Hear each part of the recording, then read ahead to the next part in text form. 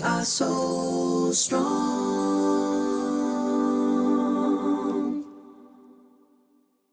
Well, welcome back to another episode of the Soul Strong podcast. This is part 2 of A Cup of Cold Water, and I'm stoked we can flesh this out a little bit more. Welcome back, Alina. Thank you. It's good to be here again. We just had such an awesome conversation about what it means to show kindness even in the smallest acts, which is what Jesus encouraged us in Matthew 10. Yeah. So we got to the end of our first conversation. We're like, we need a part 2. Let's flesh this out a little bit more. So before we get into all that, I'm going to ask you another fun question. Yes, I was hoping there would be some more. Always, because I do like to have some fun questions. What are you, okay, this is the worst for me. Are you more likely to arrive early, exactly on time, or a little bit late? Oh, mamma mia. Can there be the difference between my actuality and my intention? My intention Does the thought count in this point? My intention is always to arrive with margin early. Oh, really? Okay. Because I just feel like, especially now with a little one, 3 years of having a little one, you just never know what's going to happen. And so I have learned to build buffer in. Oh, good on you. But I think that buffer, I use all the buffer up, and often I'm probably bang on time. Okay. I think how it usually works. That's good. At least you get there bang on time. Yeah, exactly. But I have to really preload that with a lot of extra margin, I think. So, and the other thing is about arriving early is it just gives you that chance to like connect with people beforehand. Like if it's an event or something like that, you actually get to mingle a little bit rather than, sliding into your seat when the thing's starting. So that's something I do appreciate. Okay. But doesn't always happen. So I feel like I love the intention. Yeah. I'm just not wired that way. Yeah. I feel like if I'm early, I'm probably talking more like work or business stuff, like stuff that it's like, it's not just like fun hangs. Yes. Yeah. If I'm like early, I'm like, okay, well, what do I do for 10 minutes? Yeah. Like I'm just sitting here, and that's it's so silly because it like, you could talk to other people. You could notice other people. So yes, I fully agree with that. But now, oh my gosh, I am like right on time, a few minutes late. Yeah. And I do not like that about me. I will be honest. Yeah. I wish that being on time wasn't a suggestion. I wish it was more like, but yes, it's because again, going back to my efficiency, I try and like my mornings, I have like 2.5 hours in the morning before I leave, and I've planned every minute of that. Yeah. So I know exactly what I'm doing. And if something does go a little bit different, like if there's a pooey nappy instead of a normal nappy, that takes me a few more minutes to change, or if like someone wants cuddles more or whatever. And so those are the things that I was even thinking the other day. I need to strip back what I do in the mornings to just have more downtime. Yeah. And you know what? I know we're gonna jump into some stuff later, but just I want to speak to that for a moment. I think that act of stripping back our schedules actually does allow for more intentionality in noticing people, because I think it's when we're so packed, when every minute's filled, and I'm speaking to myself here. Like you are speaking to me for sure. This is not telling you what, this is like speaking to myself and maybe to whoever's resonating with this, is that I think if we can strip some of that back and have more buffer and more margin, that's what will allow us to make eye contact as we're walking somewhere, rather than head down, racing, can't stop, don't have a moment. And I think that's what I've noticed, is that when I've got that bit more buffer, that bit more margin, get there that little bit early, I've got more capacity to notice others and to give that cup of cold water to whoever's in my path. So that's a continued challenge. I have in no way mastered that, but I think that's one of the reasons why I want to strip back. Yeah. No, it's definitely important. So cool. All right. Book or movie? Oh, Well, I think I just said to you the other night, I can't remember the last time I've watched a movie. So it's not that I don't love movies. No, you do. I know you do. I do enjoy a really good movie. So, see, I've got a case for both. Like, but I love a good book. When I picture like the ultimate holiday, I don't know, I just have this picture of myself on a sunbed by the beach or pool with a book. Yeah. Like, that's what I'm picturing. Like, reading a book to me feels like the epitome of relaxation and just like being immersed in something, I think. Yeah. That's so nice. We'll go book. Let's pick one. Let's go book. Yeah. Okay, cool.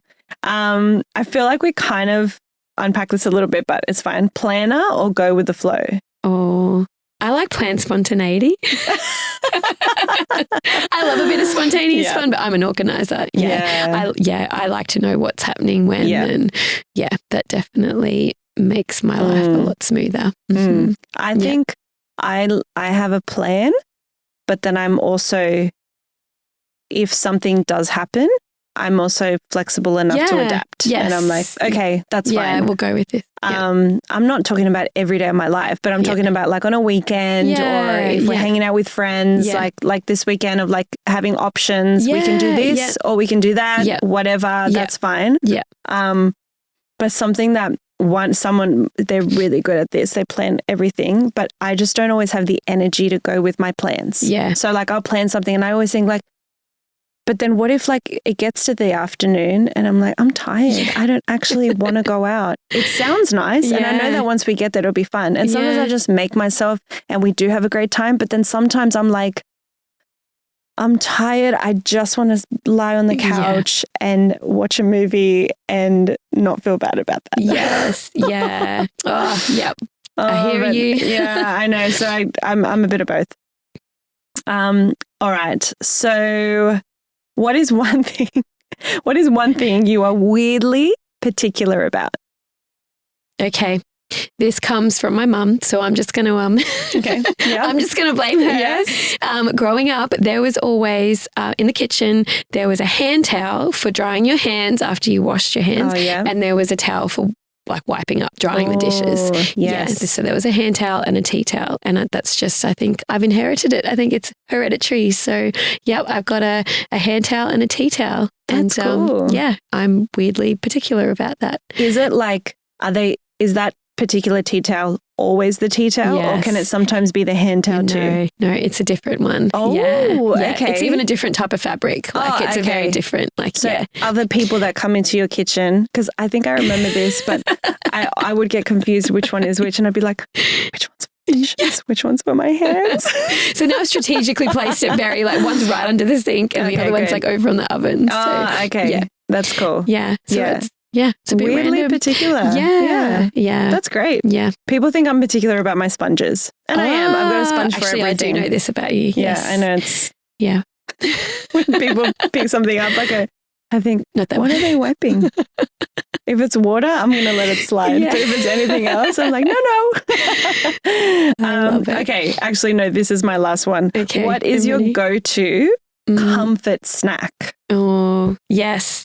I actually have a couple, and Ruby even knows them now. Aww. Mummy's favourites, and she also knows that I'll only buy them when they're on special with the yellow ticket. So if we're ever at the shops and she sees that my favourite snacks have got the yellow ticket, she's like, "Mummy, your chippies." I'm like, "Oh, she's so sweet. Yeah, that's awesome." Yeah, so it's so good. So she knows, but there's like three. One is like the Red Rock Deli honey soy chicken. Ooh. I love those. They're my favourite. Then the other one is like a rice cracker. I can't remember the exact brand, but it's like a veggie cracker, cheese and chives, something. Yum. But both are delicious, and I'll often have one in the car with me on my long commute. So, yeah. I love the Red Rock Deli salt and vinegar chips. Yes. And that's my favorite of all the brands. Yeah. And we just had a new guy start at work, and he loves salt and vinegar, and he's like, you got to try and he told me another brand, Kettle. Yeah. Oh yeah. He goes, you got to try the Kettle ones. Yeah. And I was like, it's taken me years to get to my preference, so that if I am going to buy, because it's definitely a treat. Yeah. Yeah. But the Kettle ones were on sale the next time I went to the shop, so I bought it. Yep. And the verdict? I enjoyed it. It's not the same. Right. It wasn't the same, like, oh, my mouth is literally getting watery just like talking about salt and vinegar chips. For later. Yeah. No, I don't. But I was definitely like, oh no, Red Rock all the way. Yeah. Yeah. I hear you. Yeah, for sure. So we were reflecting like on all these different practical ways that we can offer people a cup of cold water and talking about inviting people into our rhythms. And then just thinking through this idea of what were Jesus' rhythms like? What, what were the things that he did in a day, in a week that were, customary for him when we read the Bible? What do we see Jesus doing? And what are some of those stories that we can draw out and think about?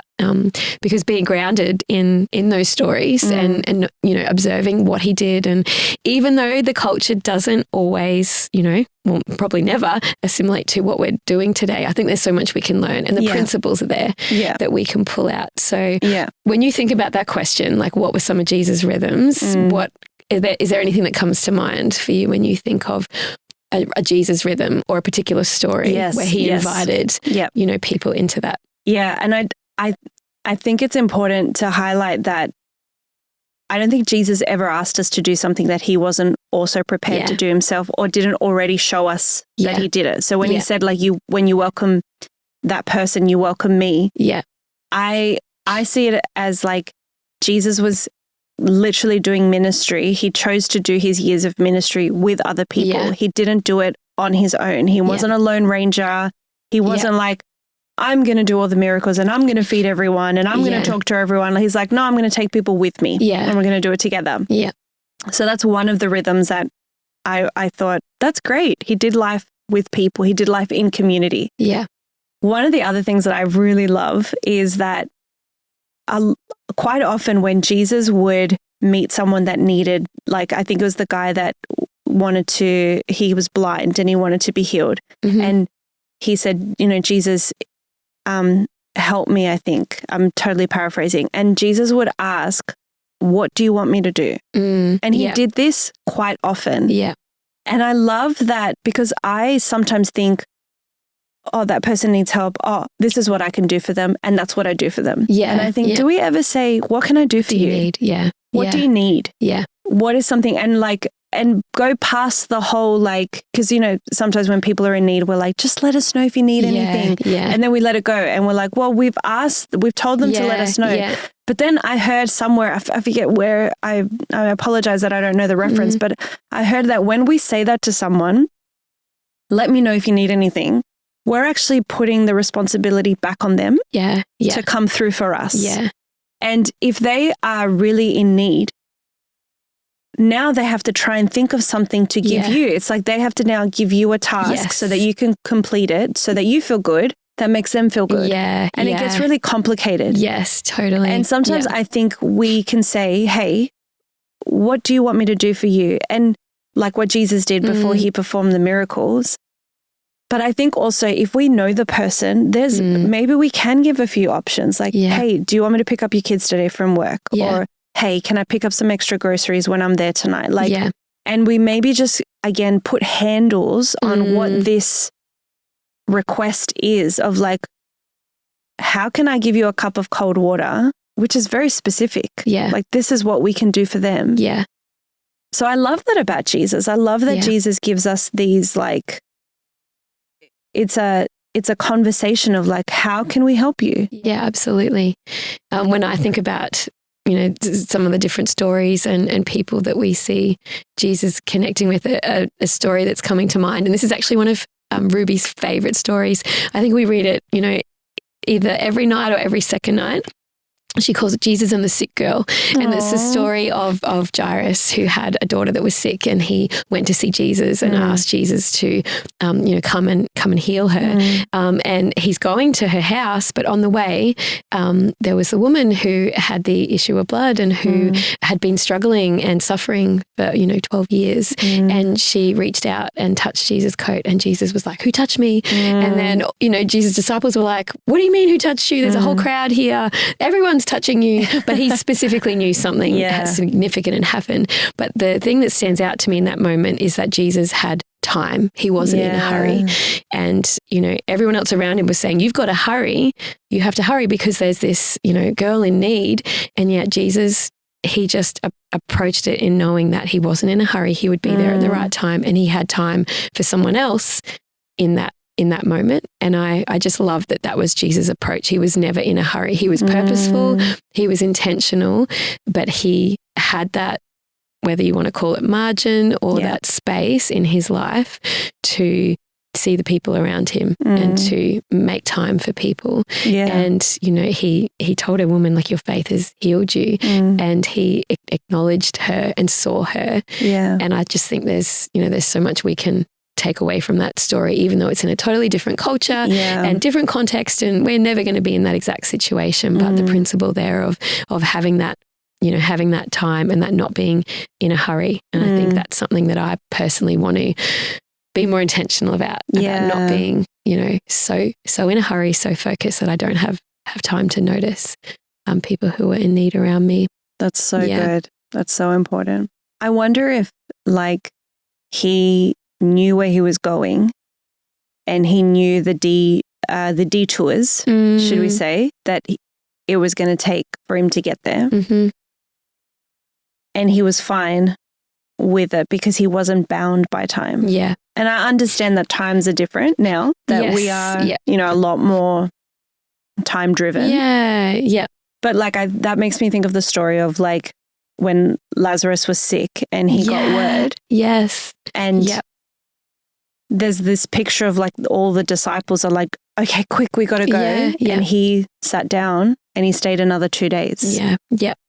And so I think, like, obviously there was reason for that. You know, Lazarus had to be dead for a certain period of time for him to be considered actually dead. The body had to be unclean. You know, like, there were certain traditions that he was trying to kind of, like, teach about. And so there was a reason for that. But I also think, like, how does that rhythm teach us to just slow the heck down? Because I do think that there's a need, and we do kind of tend to, like, pounce and think it's now or never. And I don't always think we have to operate in absolutes like that. I think sometimes it can be, like, there was a loved one who needed some help, and what we were offering was just to come and clean their house and, you know, mow their lawns and stuff. And the time that we were offering, it wasn't right for them. And so we just had to wait. And I actually think it was over a month later that we actually got to do it. And for me, I was thinking, when am I free? When can I do this? When can I fit it in my calendar? Blah, blah, blah. But when they weren't ready, I had to go, of course. If I'm trying to do something for someone, I can't just be, well, it's on my schedule and I got to, you know, and then when it happened, it ended up being way better than what, you know, we could have. And so I do think that teaches me constantly. I don't think I've learned the lesson yet, but I think it teaches me, like, it's okay if it's not now. It doesn't mean that it's going to be never. I love that. We were reflecting on some stories earlier, and another story that came to mind was Jesus and the woman at the well. And, you know, the irony there is it is about water, but it's not Jesus offering a cup of cold water. It's him asking for a drink. But that question and just the whole context around that story of when it was, you know, it was at noon. It was at the time when no one else was, you know, going to be around. He knew that she was going to be there, and he engaged with her, a woman, which was, you know, so controversial in that time. Like, he placed value on her by asking for something. And so, there's that interesting, I guess, paradox there of maybe it doesn't always look like, offering a drink. Maybe it looks like placing value on someone by asking for a drink, or, you know, placing yourself in, you know, in that situation, or seeing someone or noticing someone. So, absolutely. I think that's just another thing we learn about Jesus, is the way he was just intentional about his timing, his location, and then the way he engaged with people, and then gave an opportunity for her to serve him. Which I think was really was really powerful. We just watched that scene on The Chosen. Oh, I love that one. Oh yes. my goodness. Yeah. It's so cool. And I really liked how because they sometimes show backstories that aren't necessarily biblical. Yeah. But one of them is her going to the last husband that she did have and asking for a divorce. And he was like, no, I'm not going to give you one. And because of situations, and it just made me think, oh, okay. She didn't have 5 husbands because of like, you know, what we would have thought normal of like, oh, she just went from one man to the next. Like maybe some of those husbands were controlling or maybe they were abusive or maybe they had passed away. Like we don't know the situation of why she had the 5 husbands, but we can easily just judge that situation. Yeah. And obviously he's an actor and he's a very good actor, but I just think the way he shows empathy toward her, like even in his face. Yeah. And even though she kind of like challenges and kind of tries to push back a little bit on like, oh, you're going to talk to me about salvation. Well, let's talk about the mountain that we're going to worship. Like but it's almost like, but she had thoughts too. She wasn't just a woman who was, you know, mindlessly just getting water. Like she had obviously thought about these things, whether she heard them, whether they were other people's complaints that she was like reiterating. And then if she did believe he was a prophet, she finally had an opportunity to wrestle through these thoughts with him. Yeah. And he let her. Yeah. Yeah. He was like, yeah, okay, we can talk about it. Yeah. But one day, no one's going to care about what mountain you worship on because they're going to understand the kingdom that I'm trying to bring. Yeah. And like, I thought that was another beautiful rhythm that Jesus does, is that it's not just about the acts of service, but it's about, okay, what kind of conversations are you lending yourself to? Yeah. And even if someone is in disagreement with you, are we respectful enough to still sit at the table and be like, all right, let's talk about this. Yeah. I think that's something that we talked about a few years ago in another season, that we just came to the conclusion that if we disagreed, we could no longer talk. Yeah. And I thought that's a dangerous thing that we play with, that we're not even willing to have conversations with people who we don't agree with. And maybe that's just more of like, not necessarily a practical cup of water, but maybe, I don't know. I don't know what kind of cup of water that is, but it's still offering someone something of like, we can still have this conversation. Yes, absolutely. Yeah. And I think, it's not limiting ourselves to thinking, okay, it's me tangibly giving someone something. Like you said, it's okay, it's space, like that table, you know, I'm going to offer space. I'm going to provide space and hold space to have this conversation and share. It's time.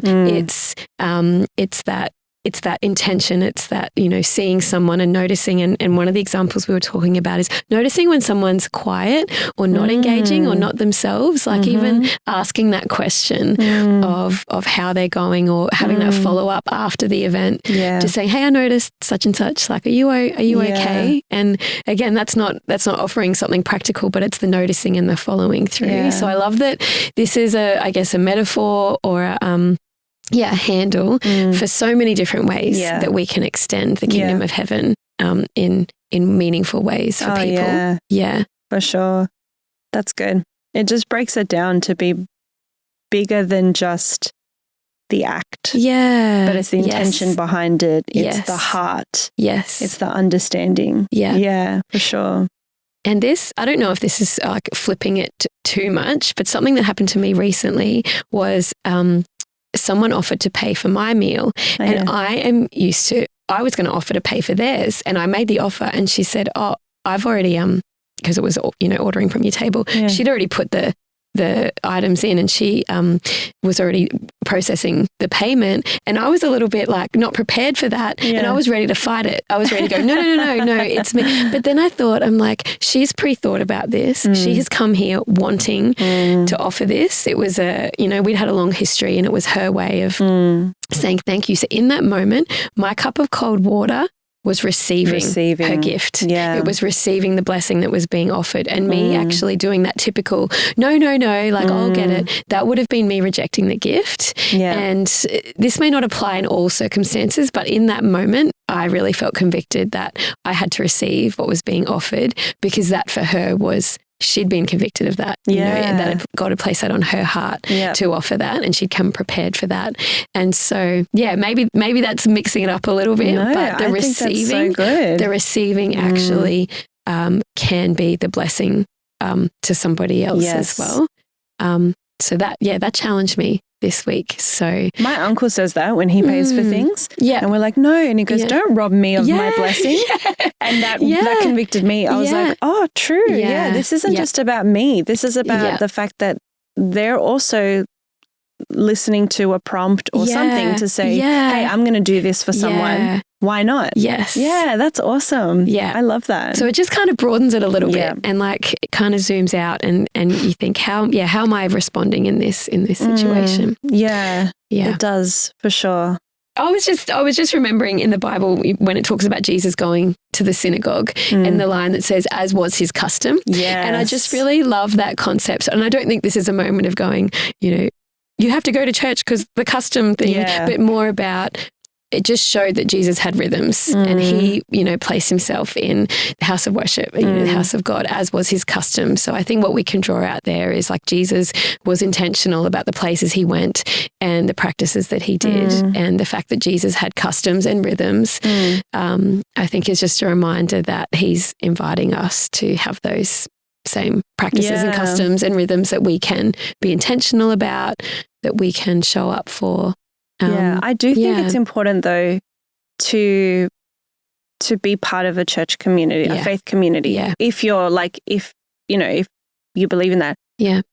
One, because I think it's just an awesome opportunity to hear how other people are going. Yeah. And that's really important. Yeah. Because we can definitely do church at home. We can listen to podcasts. We can we can watch church online, but we don't actually get to like say hi to people. How are you? Like check in, see like life updates and all that. That's why I think it is really important to be part of the community. Yeah. I think also because it's a place of hope. Yeah. So why wouldn't I want to be there? Yeah. You know, like that's how I see it for my family, that I've gone through over a decade ago, I went through a big anxiety journey and I made some resolutions. And one of them was that I was going to go to church every weekend. And I didn't always stay for the beginning and the end. I just went in because I just needed to be in a place of hope. Yeah. So where there's worship of God, where there's talk of God, where people are exalting the name of Jesus, that's a place I want to be in. Yeah. And little did I know, but it was because of those that I kept showing up and all of that, I got to receive some beautiful teaching. I got to receive inspiration and things like that. And so sometimes church isn't just about, sorry. So sometimes church is about the fact of what can we contribute? What can we be in that community? But then there's also times when sometimes being in church is because we are going to receive something. Yeah. We are going to receive a word, a challenge. Yeah. Never thought about it like that. So I do think it's important to be part of something. Yeah. And if you haven't found something yet, then keep looking. Yeah. Don't just give up just because that one particular place might have let you down. And by might, I use that word loosely because it probably did, because church is made up of broken people. We're all broken people. So find a place of community, find places that is going to be a buffer for you. Yeah. Something that when you are, fallen, someone is there noticing, hang on, they haven't been, we need to check in on them as well. Yeah. So just thinking through all the different practical ways we can offer a cup of cold water. We've talked about really tangible acts, and then also it's time, it's holding space for people. I think the question we can maybe ask in different seasons of life is, well, what do I have to offer? Maybe you are a busy uni student and life is flat out. Maybe you're a new mum. Maybe you've just started a new job. Maybe you're in your later seasons of life and it feels like you're not as active or connected as you used to be. I think we can start asking ourselves the question, well, what can I offer now? And maybe we can limit ourselves in thinking, well, I can't do that the way I used to, or, things are really busy for me right now and I just don't have capacity. And I just wonder, maybe what encouragement can we give when we're finding ourselves in different seasons where it looks different? Yeah. I think as simple as a smile, it does not cost us anything. Yeah. But that's something like super simple.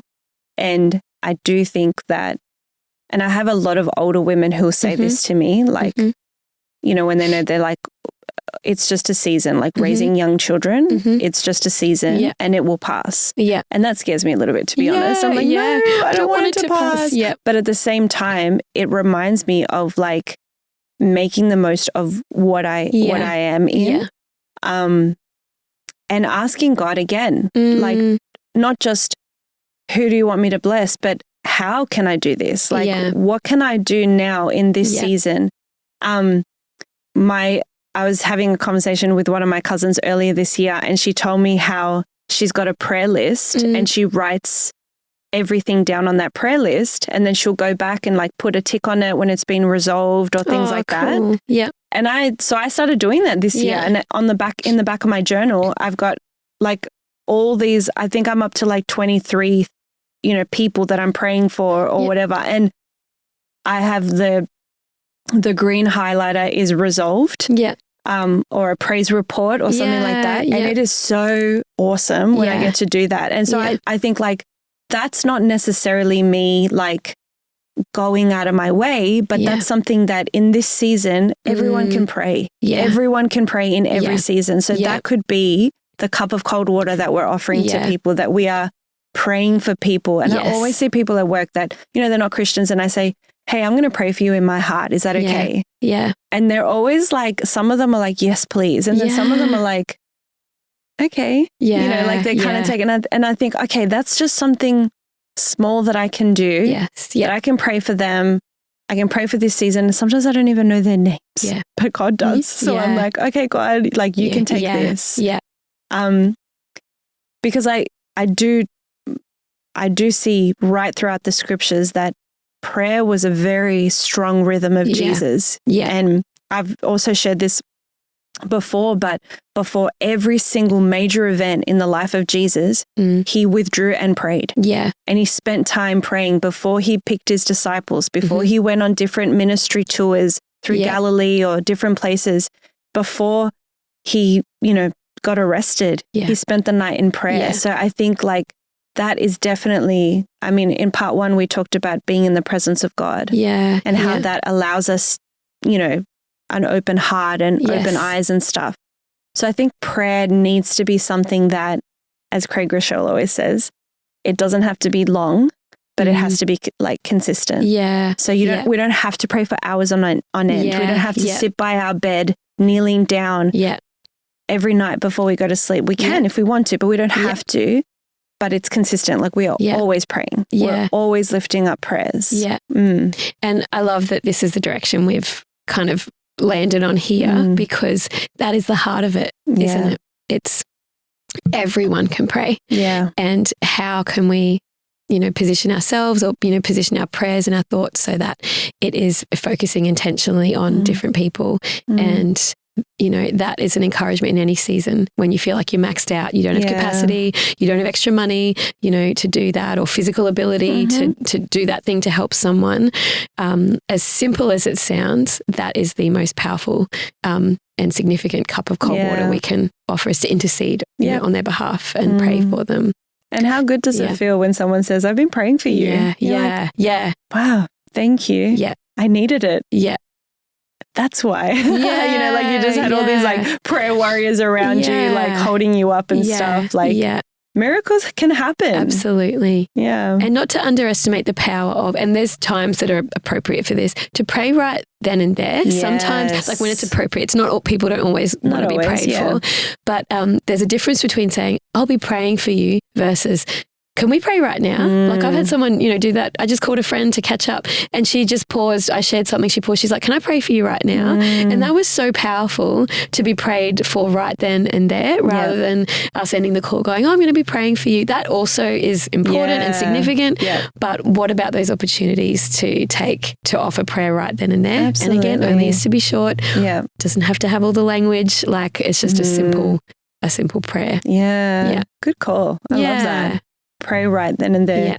When appropriate. We don't want to be those weirdo Christians that's like all the time what do I do? Definitely do you know the comedian John Christ? Yeah. So he has this whole bit on what do I do when people pray for me in public? Like, do I like put my hands together? Do I like lift my hands up? Like, he's very funny, but like he talks about like how we feel when someone wants to pray for us, and we're just like, okay, like how do I stand? Like, are we holding hands? Like, what's happening? Like, and I was like, oh my gosh, I resonate with that because sometimes it is a little bit. So like, sometimes if I say like, can I pray for you? I'll like just put a hand on the shoulder to just be like, it's okay. It's not awkward. It's okay. Yes. Yeah. But then some people, they want to hold your hands and come real close. And I'm like, okay, we're going with it. I love it. This one needs disclaimers, I think. Like the when appropriate disclaimer. Yes. And read the room. Like read the moment. If it's appropriate, you'll know. Yeah. And that's the Holy Spirit guiding us again, I think. Like we're not doing it for ourselves. It's if the Spirit's prompting us and we can see that that's something that might be needed in the moment. Mm-hmm. Yeah. So good. I wanted to take a moment to say thank you for watching and for listening and being a part of this conversation with us. If this podcast has encouraged you or strengthened your faith, we invite you to partner with us. Building this podcast has taken a significant investment, and we want to continue this work with excellence. Your support helps us create high-quality conversations and reach more people with hope and faith and resilience. A great way to support us is by liking, subscribing, commenting, and sharing this podcast with others. If you'd like to partner financially via a monthly or a one-off gift, please use the link in the description below. And thank you again for believing in this work and helping us continue to grow. We are so strong.